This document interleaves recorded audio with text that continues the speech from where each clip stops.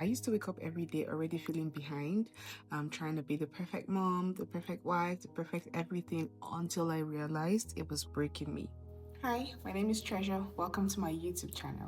There's this question that has always been on my mind, and I'm trying to whisper because my baby's sleeping right there, but I have to film this video. So there's this question that has always been on my mind every single time, and I said I want to talk about it with you. Why do you put so much pressure on yourself to be everything for everyone? Like, why do you do that? Have you ever stopped to question yourself? Like, why do you have to put so much pressure to do it all? Why? Pressure to be the perfect wife, pressure to be the perfect mother, pressure to be the perfect employee, pressure to be the perfect content creator, to be the perfect friend. Why do we do this to ourselves? Why? I used to think that, that's what made me a good mom, doing everything, being everywhere, never letting anything sleep. But over time, that pressure almost broke me. And I would say that today I just want to share my journey of learning to let go of that need to be everything to everyone, and how I'm finding peace, grace, and joy all over again. I think the world around us makes it look like doing all of it is normal. Like every mom should, juggle 10 things without complaining. Social media shows these perfect picture routines and, spotless homes. And it's so easy to forget the behind those clips. Like, it's not everything that I show you. That's not everything that happens behind, the scenes. There are exhaustions, there are mom guilt, and there are so many tears. Okay, I remember trying to keep, to keep up, to keep everyone together, making detailed schedules, planning every meal, trying to keep the house spotless, while also my baby is smiling, while also filming content and being present for my kids. But I wasn't 100% present. I was just performing because I thought, I was chasing productivity, but really I was chasing approval. And that kind of pressure steals your joy slowly. You won't even know it. Your joy will start being taken away little by little, slowly, slowly, slowly. It actually took me a long time to realize that I was burning out. And trust me, burnout, it's crazy. I was tired all the time, not just physically but emotionally. Even small things felt overwhelming. My baby's awake. I would find myself snapping at my kids for little things, then crying afterwards because I felt like I was a bad mom. I wasn't listening. I was mad all the time. And that's what burnout looks like. It's when your heart is full, but your cup is kind of empty. I don't know if you know what I mean.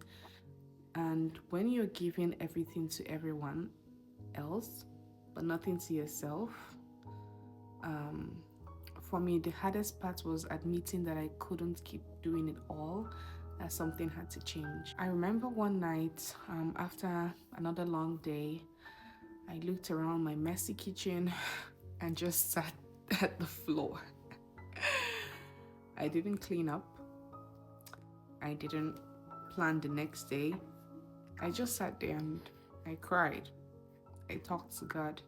And in that moment, I felt peace, the kind that reminds you you were never meant to carry everything alone. That was the night I decided to stop trying to do it all, to stop chasing perfection and start choosing presence. Now, because my kids don't need a perfect mom, they just need a peaceful one. And that's what I keep telling myself. They don't need me to be perfect. They just need me to be present. They need me to be peaceful. They need me to be happy. Because I've noticed that once I am mad, once the house is not, once there's friction and everyone is irritating me, the whole house is tensed. But when I am more relaxed, that's when my home is very peaceful.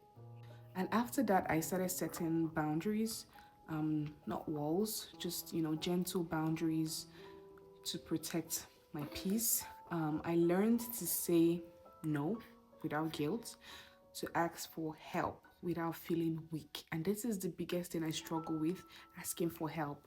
When I had my first baby, it was pretty tough because I didn't even know what I was doing. It was during COVID, my mom was not here, nobody was here to help me except my husband, and we were first time parents and we knew nothing. We didn't, like, when I was giving my baby a bath, and she was so slippery and I was so scared. I remember it vividly. I was so scared that this baby is going to fall off my hands. And when I conquered that period of my life, I felt like, you know what, I can do this on my own. I'm a badass mom. But when I had the second one, it was tough, but it was very hard for me to ask for help. Even though my mom was here, even though my mother-in-law was here, it was pretty hard for me to ask anybody to help me because I felt like I had to do it a certain way. And don't get me wrong, there's nothing wrong with doing things a certain way or doing things your own way. But when you started to feel burnt out, you would need help. And if you hold on to just being that perfect mom, you're going to break. Trust me, oh my gosh. I am a living example. I started asking for help and things started becoming easy for me. Also, I made peace with laundry staying unfolded for a day, 2 days. I don't know. I just I just stopped caring so much about my appearance, about my role, about my duty as a mom. You know, I kept dinner simple. I, for one, would never give my kids, oops, I, for one, would never give my kids pizza twice in a week. But I did. Like, if you watch my previous vlogs, you'll see that we have pizza every Friday. And they're okay, they're growing well, their mental health is good, my mental health is good, we're fine. And I started carving out small moments for myself. Quiet coffee, because I've started drinking coffee and I enjoy it so much. I love tea, but I've started drinking coffee. Coffee in the morning, journaling, content creation. Trust me, starting this YouTube channel has been the greatest blessing of my life because it's something that I get to do on my own. Like, this is my thing.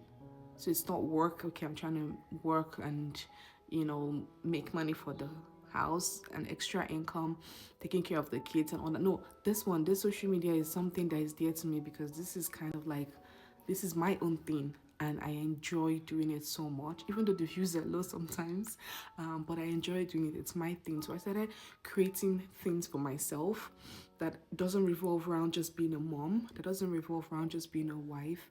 This is something that I love to do and this is what I'm doing. It could be exercising, it could be slow walks in the morning, it could be just journaling, it could be anything. It could be I don't know, it could be just something that differentiates you from being a mom, because sometimes when that's all you know how to do, when that's all you know how to do every single time, sometimes you look back and you start regretting that, and you might say, oh, this is all I've done all my life. Like, I didn't have time to hang out with friends, I didn't have time to I don't know, to visit places, to travel and do a whole lot of things you would love to do. So I started doing things for myself. I started, going for walks. I'm not going for walks at the moment because I have a new baby, but journaling, creating content, these are my things, and these have helped me slow down and be a better mom. I had to hand my baby over to my mom so that I can finish filming this video. Yeah, so one thing motherhood taught me is that grace has to start with us. We can't really pour from an empty cup. I used to feel guilty for resting. I used to feel guilty for asking for help, for saying no, for wanting time to myself. There are a lot of things that I used to feel guilty about.